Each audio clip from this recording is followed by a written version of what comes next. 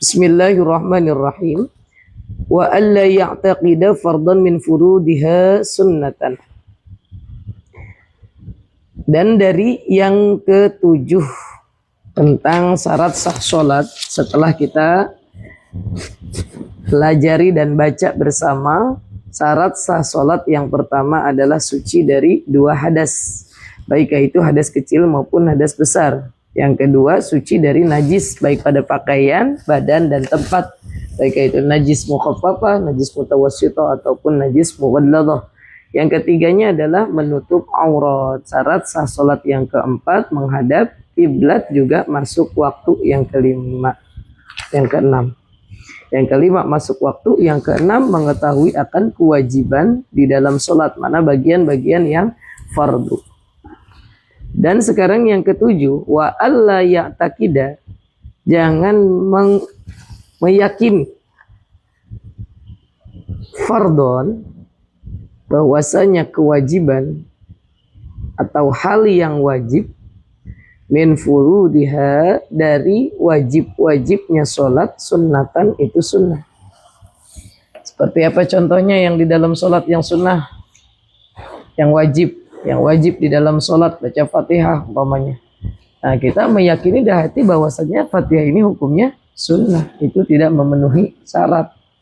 Maka syarat sah sholat yang ketujuh adalah jangan meyakini bahwasanya hal yang wajib dari kewajiban di dalam sholat, sunnatan, itu sunnah. Al-ma'na anna syarata as-sabi'ah, bahwasanya syarat yang ketujuh, min syuruti sihhatis sholati, dari syarat sah sholat. Allah ya'taqidal musalliya, jangan meyakini orang yang sholat atau mengiktikadkan sittiyatan, yang 6, ini berarti sunniyatan, hal yang sunnah, fardun muayyanun, fardu muayyanun, itu fardu yang ditentukan.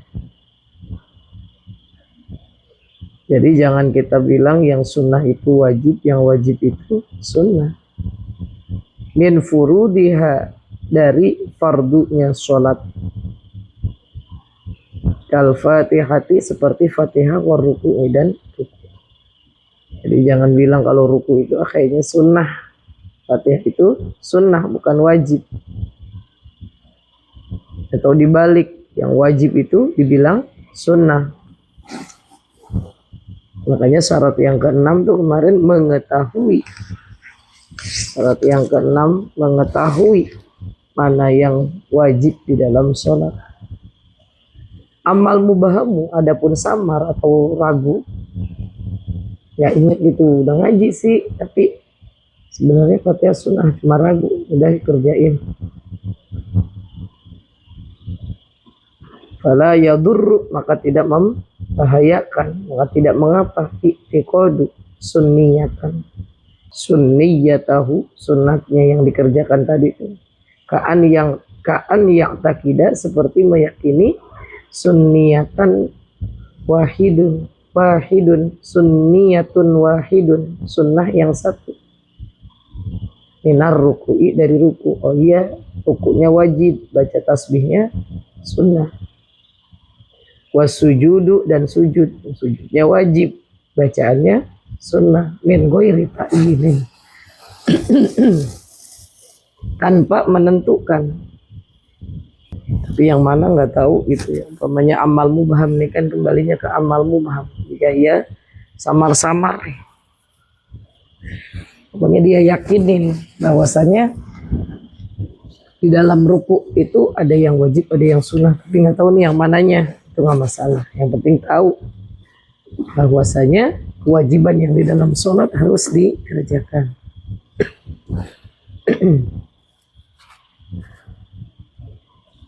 Wa kaza lawi taqoda, begitu pula jika beriktikad anna jami'a matlubatiha, bahwasanya semua yang dikerjakannya sholat furudun itu wajib, au ba'doha atau sebagiannya fardun wajib, wa ba'doha dan sebagiannya sunnatun itu sunnah. Jadi dia gimana nih kalau umpamanya dia yakinin, makanya dalam sholat itu sebagiannya ada yang wajib, sebagiannya ada yang sunnah. Walam yaqsuda bi fardin muayyanin, dan tidak bertujuan pada kewajiban yang ditentukan. Tidak dikhususkan, tidak difokuskan mana kewajiban yang dikhususkan, mana yang memang sunnah. As-sunnata itu sunnah, fa innahu la yadur, maka tidak mengapa. Jadi yang paling bagus mah tahu banget apa mana yang wajib, mana yang sunnah. Tapi yang penting jangan sampai rusak. Bagaimana rusaknya? Kalau meyakini yang wajib itu sunnah, nah itu tidak boleh. Tapi kalau masih ragu yang mana lebih tepatnya yang wajib yang sunnah, samar gitu ya. Nah, pokoknya mah yang jelas dalam sholat ada yang wajib, ada yang sunnah. Sebagian yang dikerjakan sholat itu fardu, sebagian yang di dalam sholat yang kita lakukan itu hukumnya sunnah. Nah itu mah fa innahu la yadurru, tidak mengapa. Wala farqa, dan tidak ada bedanya fima zukira, tentang hal yang diceritakan, tentang hal yang tersebut tadi di atas, bainal alimi wal ami, antara orang alim dan orang yang tidak alim, orang umum, orang yang kagak ngerti. Gak ada bedanya. Inda Ibnu Hajarin, menurut pendapat Imam Ibnu Hajar, gak ada bedanya. Mau orang alim harus tahu, mau orang ami, umumnya orang juga harus tahu mana yang wajib, mana yang sunnah. Karena syarat yang keenam itu adalah wal ilmu li fardiyatiha, mengetahui akan kewajiban sholat. Yang keenam dari yang 8 ini adalah syarat sah sholat itu mengetahui kewajiban sholat. Jadi kata Imam Ibnu Hajar, mau orang alim, mau orang ami, umumnya orang tetap punya syarat yang sama. Wa wafaqahu Ramli fil ami, dan menyepakati Imam Ramli pada orang umum. Sepakat dan Imam Ramli tentang yang umum itu tetap memiliki syarat sah sholatnya dia mengetahui mana bagian yang fardu, mana bagian yang sunnah. Amal alimu, adapun orang yang alim, orang yang mengerti, wala budda indahu, harus kepadanya, orang yang alim harus kepadanya bagaimana nih, ayyamiza fara'idiha, membedakan kewajiban sholat. Imam Romli bersepakat, ya betul, mau orang alim, mau orang ami, umumnya orang harus memenuhi syarat, dia tahu yang mana ada kewajiban sholat. Tapi bagi orang alim, kalau orang alim nih, kata Imam Romli, ayyamiza fara'idiha, membedakan kewajiban sholat min sunaniha, dari sunnah-sunnah sholat. Dia tahu nih dia lagi ngerjain Fatihah itu wajib, dia tahu dia lagi baca doa iftitah itu sunnah, dia tahu dia ruku itu wajib, dia tahu waktu baca tasbihnya adalah sunnah. Itu buat orang alim. Kalau buat orang pada umumnya yang penting dia tahu di dalam sholat itu ada yang wajib juga ada yang sunnah yang dikerjakan. Awyataqida, atau mengiktikadkan, meyakini anna jami'a af'aliha furudun, bahwa semua pekerjaan sholat itu wajib. Jadi biarpun sunnah jangan sampai ditinggalkan, karena merasakan betul manfaat dan faedahnya serta anjurannya, sehingga dijadiin aja di dalam hatinya itu semua jadi wajib. Di orang-orang kalangan tertentu sholat sunnah itu mereka jadikan wajib, sehingga kalau ketinggalan sholat sunnah, beliau bahkan sampai mengkodokkan sholat sunnah.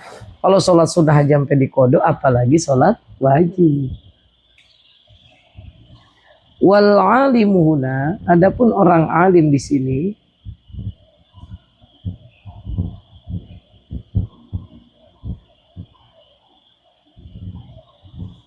Manistaghala bil ilmi, orang yang sibuk dengan ilmu, dia pelajari, dia mutola'ah. Zamanan, pada masa taqdiyal adah,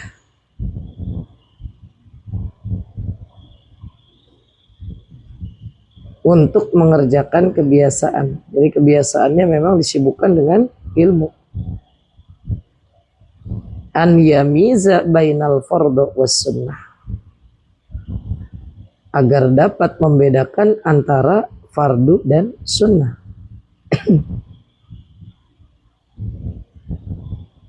Wal ami, sedangkan orang umum, pada umumnya orang belajar, dia belajar kitab fikih, mempelajarinya bi khilafihi, lawanannya atau perbedaannya. Kalau orang alim mah sibuk sama ilmu, dia pelajari, dia tanya kalau dia nggak ngerti. Adapun orang ami mah adalah kebalikannya, yang bahkan ia sendiri tidak mempelajari ilmu, cuma dengar-dengar, cuma sekilas. Orang umumnya orang, bukan bodoh, umumnya orang gitu. Wajtinabul mubtilat, dan yang kedelapan ini adalah ya syarat sah sholat itu menjauhkan yang membatalkan sholat. Jadi yang membatalkan sholat jangan sampai dia kerjain. Wajtinabul mubtilati, dan menjauhi yang membatalkan. Al makna anna syarata tsamina, bahwa syarat yang kedelapan, min syuruti sihhati sholati, dari syarat-syarat sah sholat. Apa syarat sah sholat yang kedelapan? Ayyajtanibal musalliya, menjauhi orang yang sholat. An yajtanibal musalliya, menjauhi orang yang sholat. Fi jami'i, pada keseluruhan sholatihi, sholatnya. Fi jami'i, pada keseluruhan sholatihi, sholatnya. Kullu ma yubtiluha, setiap hal yang membatalkan sholat. Wasayati bayanuhu, dan akan datang penjelasannya.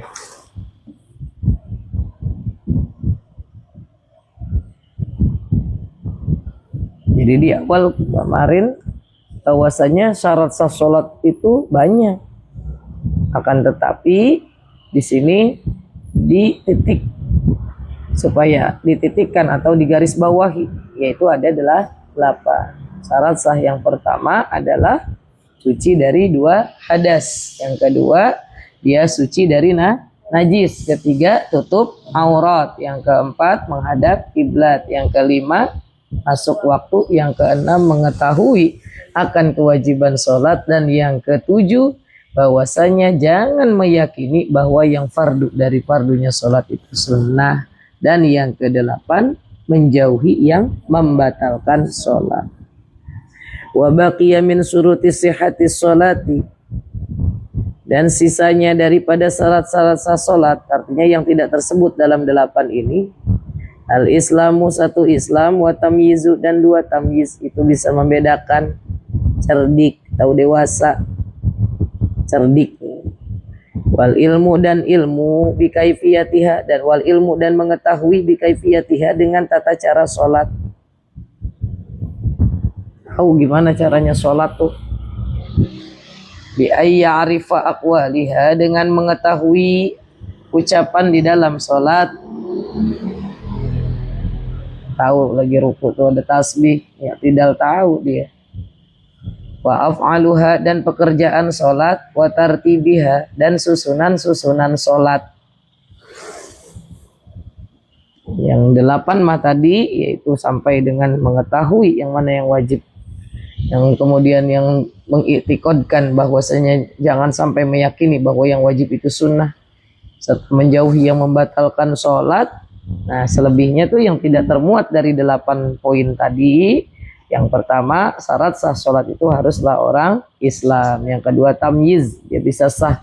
Jadi kalau ada anak kecil yang belum tamyiz, belum baligh, atau dia belum bisa membedakan bagaimana cara sholat, dia sholat habis ruku dia malahan sujud, Ya emang namanya juga belum tamyiz. Kalau sudah tamyiz sah tuh sholatnya. Kalau udah tamyiz, udah bisa membedakan, udah kenal yang mana baik mana buruk, tapi sholatnya habis takbiratul ihram nggak baca Fatihah malah langsung ruku, nah itu mah tidak sah sholatnya.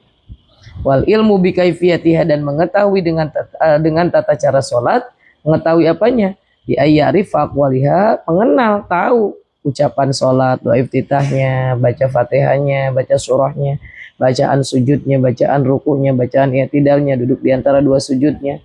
Tahu dia apa yang diucapin, wajib tuh baca sholawat, wajib tuh dia sahadat, wa af'aliha, dan pekerjaan sholat ada takbiratul ihram, ada berdiri, ada ruku, bungkuk, ada sujud. Itu tahu apa yang dikerjakan dalam sholat, wa tartibiha, dan juga susunan sholat. Sholat itu adalah diawali dengan takbir, diakhiri dengan salam. Al-ahdatsu isnani wallahu a'lam bissawab.